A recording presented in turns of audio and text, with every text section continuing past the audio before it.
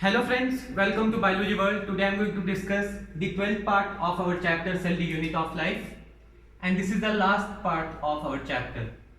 In today's part I am going to discuss about nucleus.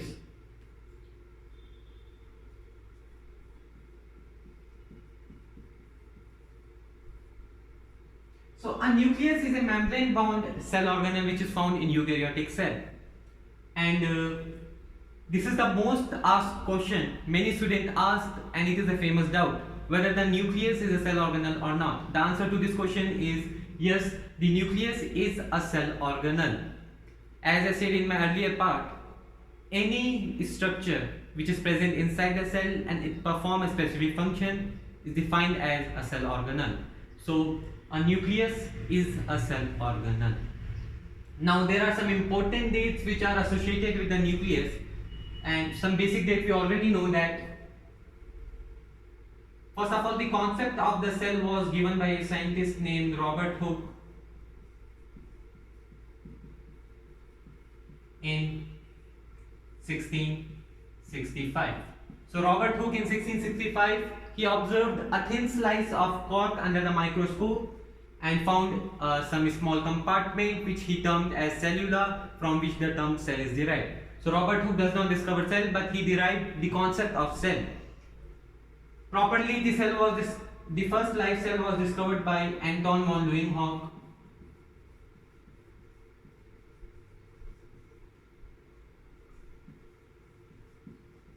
in the year 1674, and finally Robert Brown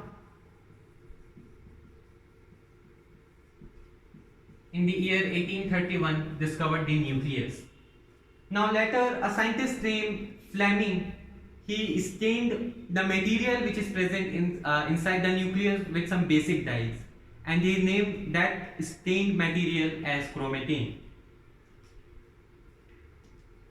So a scientist named Fleming discovered a material inside the nucleus which is stained, which he stained by basic dyes, and that material was termed as chromatin. So now this was the basic of the nucleus, and these dates are often asked in the board exams. So now let us proceed toward the structure of the nucleus.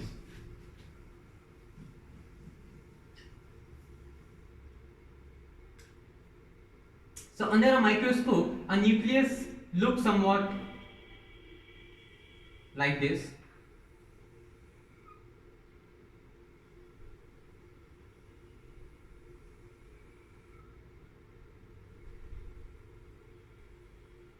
Now in this case, consider the whole board as a cell, and inside the cell, this white content, consider it as cytoplasm. So in the cell, we found cytoplasm, and in the cytoplasm, we found nucleus.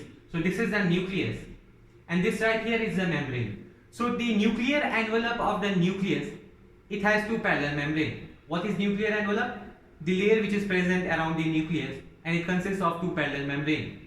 So the nuclear membrane of the nucleus, a nuclear envelope of the nucleus has two parallel membranes, the inner membrane and the outer membrane. And in between these two membranes, we found a space of width in anywhere in between 10 to 15 nanometer in size, micrometer in size. So we found a space in between these two membranes of 10 to 50 micrometer, and we call this space as the perinuclear space. The perinuclear space, it forms barrier. It forms barrier against the material which is present inside the nucleus and the material that is present in the cytoplasm. So this is the concept of perinuclear space. Now a nucleus, interphase nucleus. What is interphase nucleus? Interphase nucleus is a nucleus of the cell which is not dividing.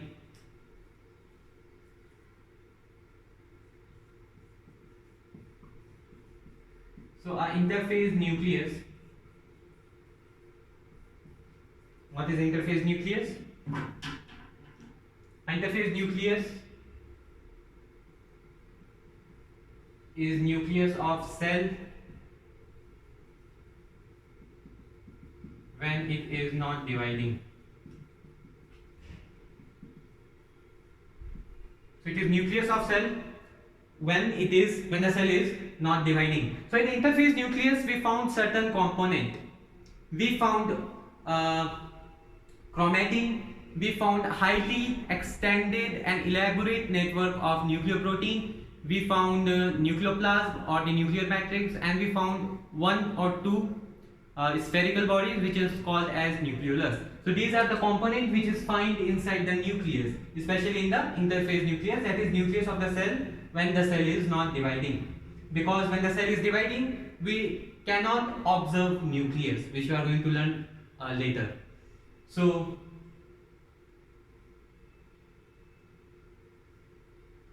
the interphase nucleus, it consists of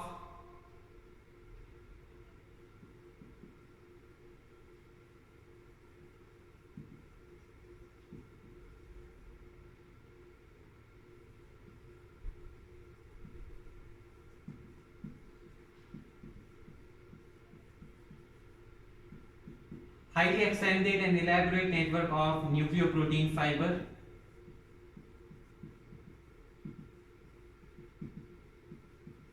It also consists of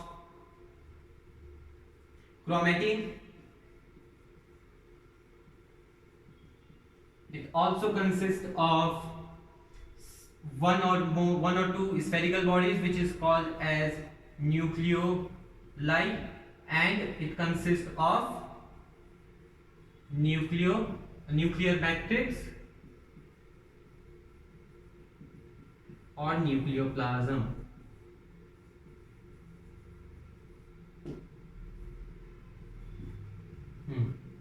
Now if we talk about the number of nucleus per cell, generally there is one nucleus per cell, but there are multinucleated condition which is often seen in eukaryote cell. So a eukaryote cell has multinucleate condition, that is many nucleus present inside the cell.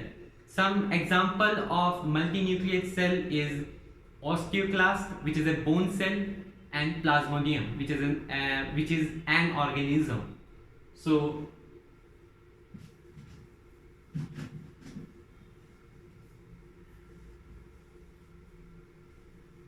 and I forgot to discuss that we know that the outer membrane of the nucleus, as we have already studied, that the outer membrane of the nucleus is continuous with the endoplasmic reticulum and also bear ribosome on it.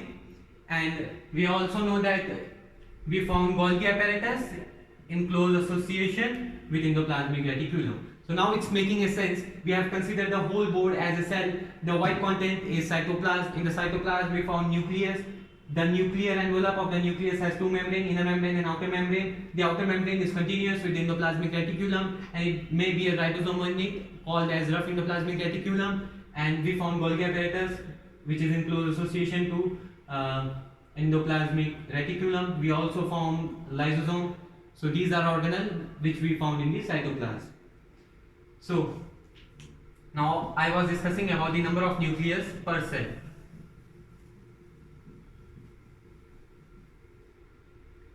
So generally I say that there are one nucleus per cell, but in eukaryotic cells we found many nucleus. The example of multinucleated cell are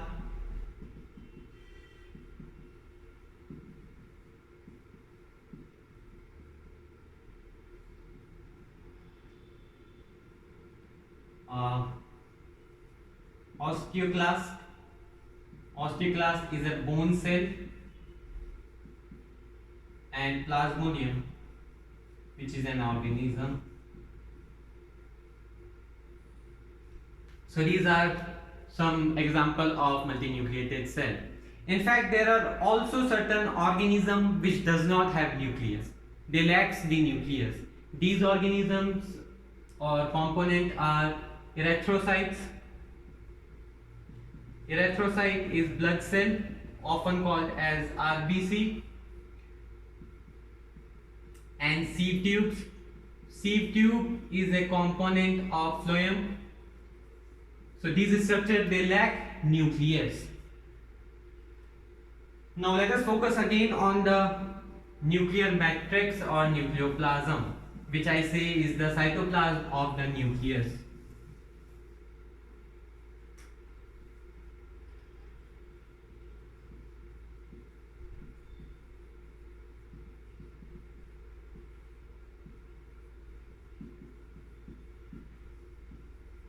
So in the nuclear matrix or the nucleoplasm, we found chromatin, and we also found nucleolus or nucleoli. So in the nuclear matrix, we found chromatin and nucleoli. These are spherical structured nucleoli, or we can also call it as nucleolus. Now the nucleoli or nucleolus, they are involved in the active ribosomal RNA synthesis, and the RNA synthesis lead to the formation of protein. So the nucleolus, they help in the formation of protein. That is, the nucleolus, they are involved in active ribosomal RNA synthesis, and the synthesis of RNA lead to the formation of protein. In fact, the two membrane of around the nucleus, they sometimes fuse with each other. So as I say, this is the outer membrane, this is the inner membrane. In some condition, the two membrane, they fuse with each other, and it lead to the formation of a special structure called nuclear pore, which I forgot to discuss during the structure. So a nuclear pore, it serves in the movement of RNA and protein in both the direction, either toward the nucleus or toward the cytoplasm. So RNA and protein movement take place through nuclear pore, and these are the structure which we found inside the nucleus.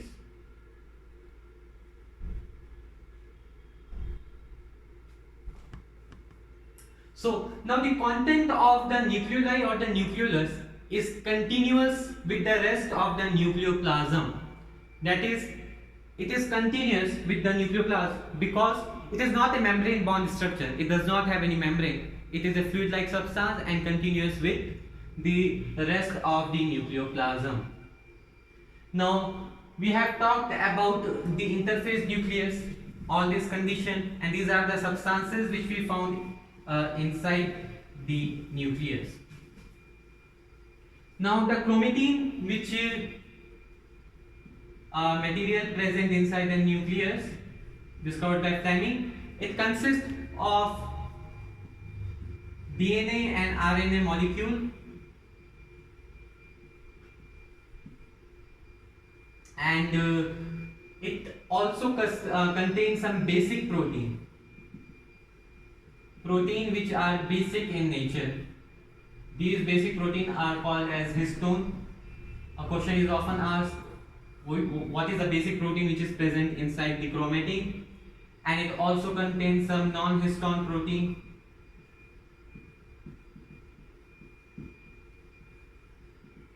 In it. So this was the composition of chromatin. Now let us discuss the case of nucleus when it is not in interphase. So interphase is a nucleus when the cell is not dividing. So when the cell is dividing,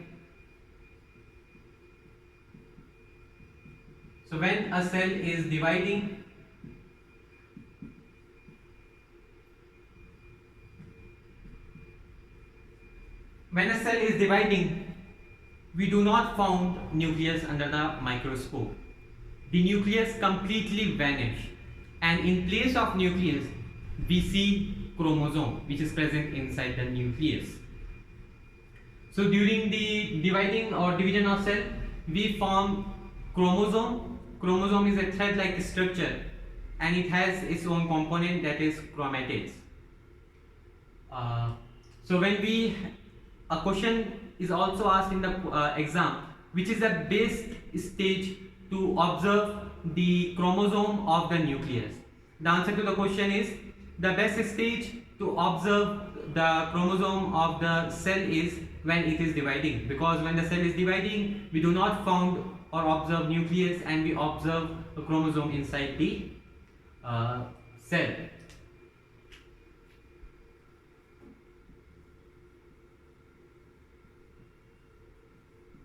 Now, a chromosome is a thread-like structure in this way.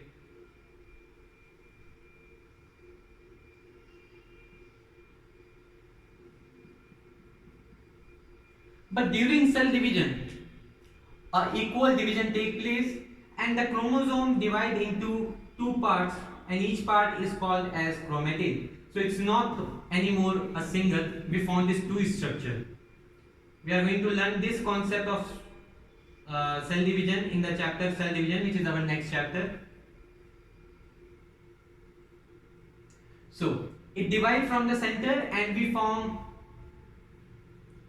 each structure which is known as chromatid. So this is first chromatid, this is second chromatid, and the chromatid are interconnected to each other with a specialized structure called as centromere. So this structure which work like nail is centromere. Centromere help in binding the chromatid of a chromosome. Then we found some special structure on each side, up and down, attached to centromere. These structures are called as kinetochores.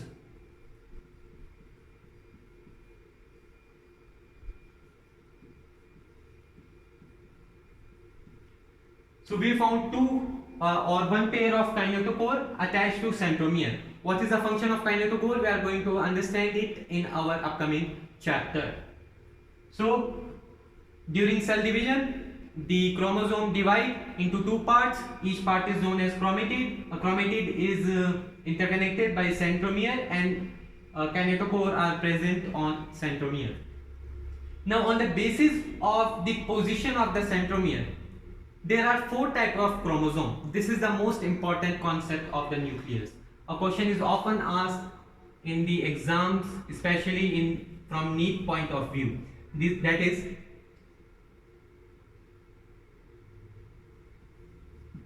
so on the basis of position of centromere,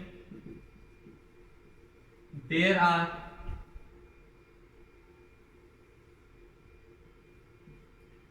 four types of chromosome. These are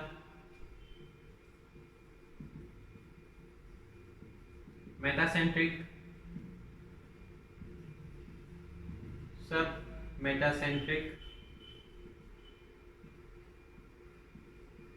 acrocentric, and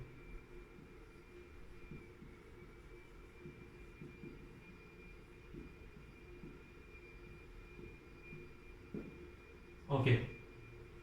So when the centromere of the chromosome is present in the center, in the middle, and the chromatid are divided into equal half, that is 1 and 2 equal halves in the length, we call that a centrosome as metacentric. So in metacentric, the centromere is present at center, leading to the equal halves of chromatid. In the submetacentric, the centromere is slightly away from the center, leading to one small part of chromatid and another long part of chromatid. So it shifts slightly away from center.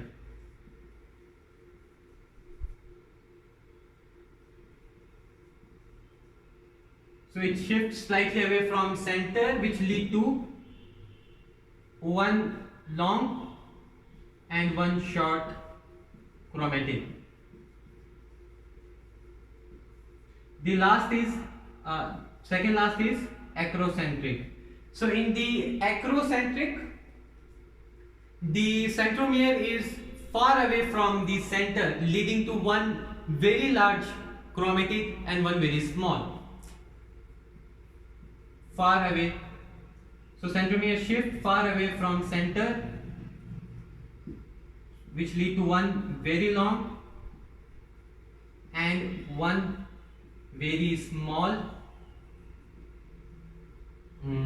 chromatid. Finally, the telocentric is the chromosome which is terminal. That is, the centromere shift very far away from the center in such a manner that we only found one side and other side is completely absent. Actually, some small portion is present which is considered negligible. So, very far away and terminal chromosome.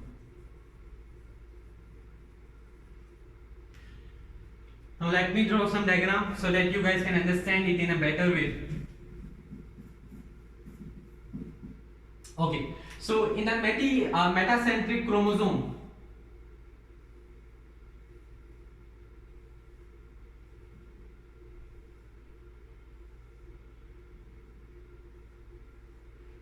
the centromere is present in the center, leading to the equal halves of the chromatids. In this metacentric condition,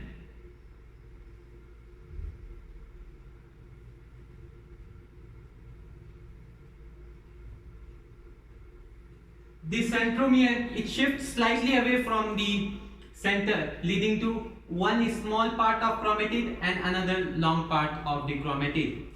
In the acrocentric condition, the centromere is far away from the center, leading to one very small and one very large chromatid.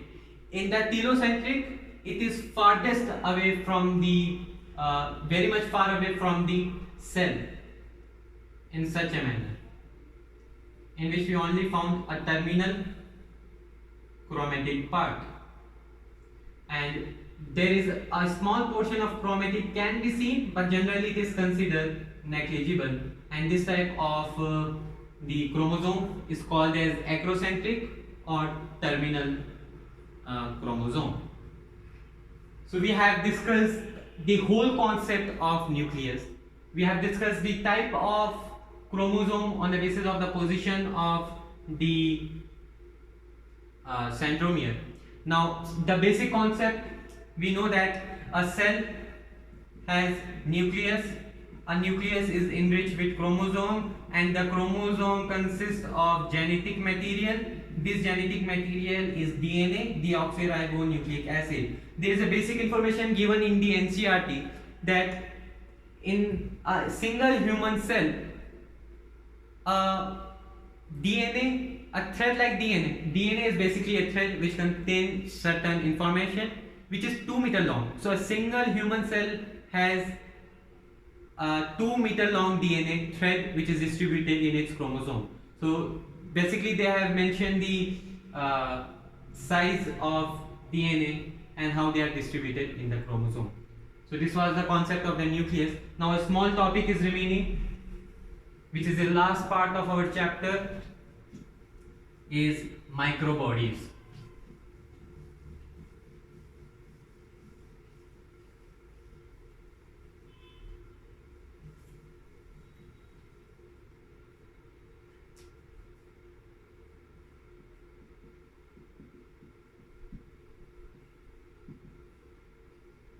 So microbodies are small vesicles or spherical shaped bodies or structure which contain specific enzyme and perform specific function in plant and animal. So it is present in both plant and animal. These are vesicle or spherical shaped structure present in all plant and animal, present in both plant and animal and not necessary in all plant and animal. So these microbodies, they consist of certain enzymes, and these enzymes perform certain function. They are very much enriched with enzymes. Some example of microbodies which is not mentioned in NCERT but still I am explaining is some example of microbodies are peroxisome, glyoxysome,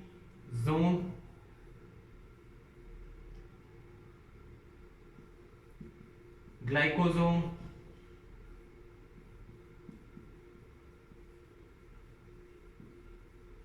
and hydrogenosome. So these are certain microbodies which is not mentioned in NCERT, and there is no need to study them in detail on the point of 11th class. But we do study these in our NEET syllabus. So finally we have finished our chapter Cell D Unit of Life. Now in the upcoming videos I am going to start the chapter Cell Division of class 11th. Now if you like the video, then press the like button, and if you have any doubt regarding to this concept, let me know in the comment section. I will try my best to answer your doubts. Subscribe to my channel Biology World, and also like our Facebook page Biology World. Thank you.